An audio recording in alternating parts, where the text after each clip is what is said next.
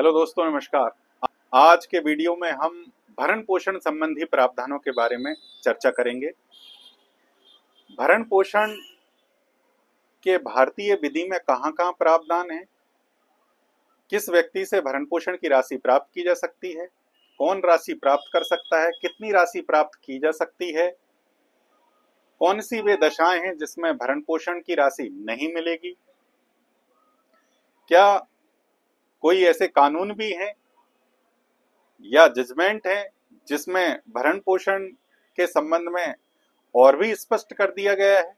तो आइए आज सबसे पहले हम बात करते हैं भारतीय नागरिक सुरक्षा संहिता की धारा 144 में जो प्रावधान किए गए हैं उसके बारे में।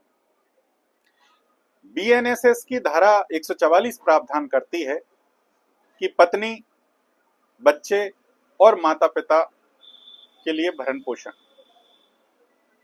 कोई सक्षम साधनों वाला व्यक्ति जो अपनी पत्नी जो अपना भरण पोषण करने में असमर्थ है, अपनी संतान चाहे वो धर्मज हो या अधर्मज अपना भरण पोषण करने में असमर्थ है, अपनी संतान जिसमें विवाहित पुत्री शामिल नहीं है, वयस्क भी है और वो अगर मानसिक और शारीरिक रूप से पीड़ित है, वो अपना भरण पोषण नहीं कर सकती है।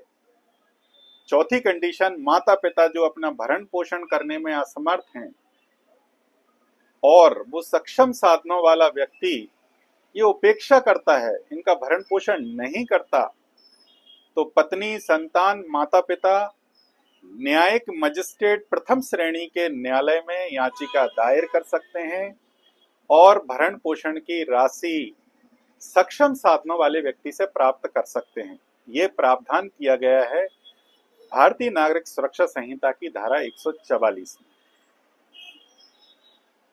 अब बात आती है कि अंतरिम भरण पोषण, जब भी स्थिति ये रहती है कि कोई भी प्रकरण दायर किया जाता है उसमें समय लगता है, तो इसलिए इंटरिम भरण पोषण का भी प्रावधान किया गया है।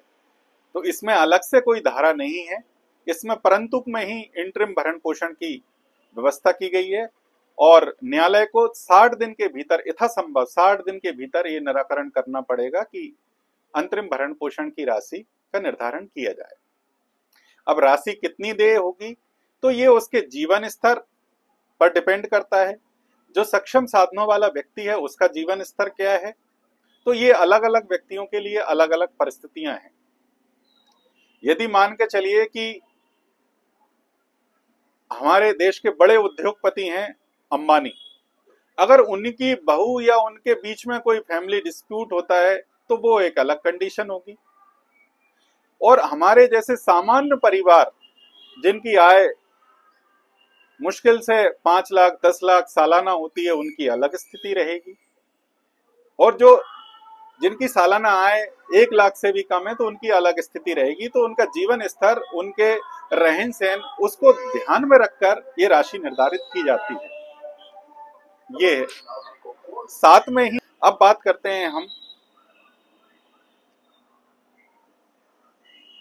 भारतीय नागरिक सुरक्षा संहिता की जो धारा 144 है, इसके तहत कोई मुस्लिम महिला भी आवेदन कर सकती है।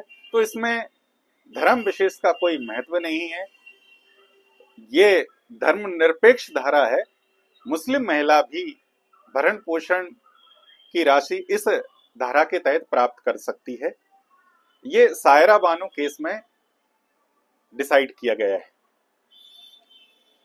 अब बात करते हैं कि भरण पोषण के और कहां-कहां प्रावधान है।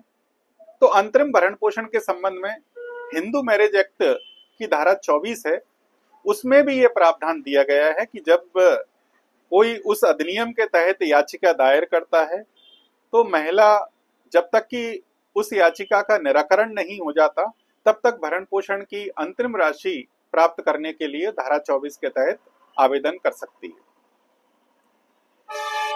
इसी तरीके का प्रावधान घरेलू हिंसा से महिलाओं का संरक्षण अधिनियम है, उसमें भी धारा 18, 19, 20, 21 के तहत अलग अलग आदेश होते हैं। तो धनीय अनुतोष धारा जो 20 में दिया गया है, तो वहां पर जब धनीय अनुतोष प्राप्त करते हैं तो वहां पर भी ये राशि प्राप्त की जा सकती है। लेकिन इसमें एक महत्वपूर्ण बात यह है कि रजनीश बनाम नेहा का एक केस लो आया है। इसमें और भी स्पष्ट कर दिया है कि भरण पोषण की राशि जब निर्धारित की जाएगी तो किन किन बातों का ध्यान रखा जाएगा।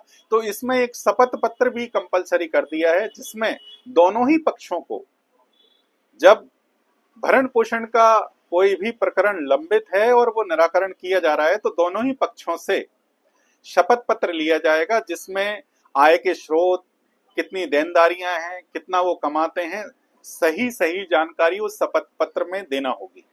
यदि आप उस शपथ पत्र में कोई जानकारी असत्य लिखाते हैं या अधूरी लिखाते हैं और बाद में ये पाया जाता है कि आपने गलत जानकारी दी है, तो आपके खिलाफ कार्रवाई की जा सकती है।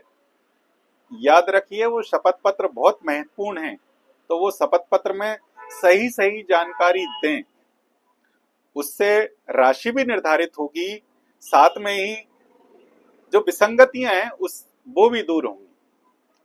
अब बात करते हैं हम कि किन परिस्थितियों में महिला को भरण पोषण की राशि प्राप्त नहीं होगी।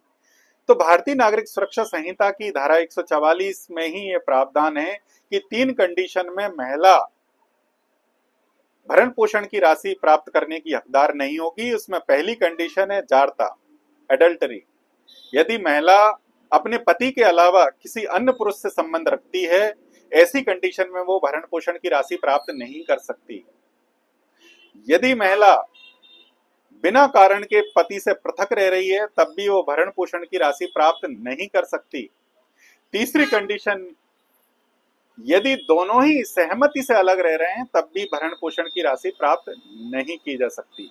ये प्रावधान किए गए हैं। अब बात करते हैं माता पिता के संबंध में। तो माता पिता धारा 144 के तहत भी याचिका दायर करके भरण पोषण प्राप्त कर सकते हैं। साथ में ही वरिष्ठ नागरिक एवं माता पिता का भरण पोषण अधिनियम है, उसके तहत भी राशि प्राप्त की जा सकती है। और उसमें यह प्रावधान किया गया है कि 10,000 रुपए तक की राशि प्राप्त की जा सकती है। और उसमें इतना नहीं है कि वो अपने बच्चों से ले सकते हैं। यदि बुजुर्ग माता पिता हैं, वरिष्ठ नागरिक हैं, उनकी संपदा यदि कोई व्यक्ति प्राप्त कर रहा है, तो वो भी उस व्यक्ति से राशि प्राप्त कर सकता है। तो ये प्रावधान वरिष्ठ नागरिकों के भरण पोषण अधिनियम में दिए गए हैं। तो ये थी जानकारी भरण पोषण के संबंध में।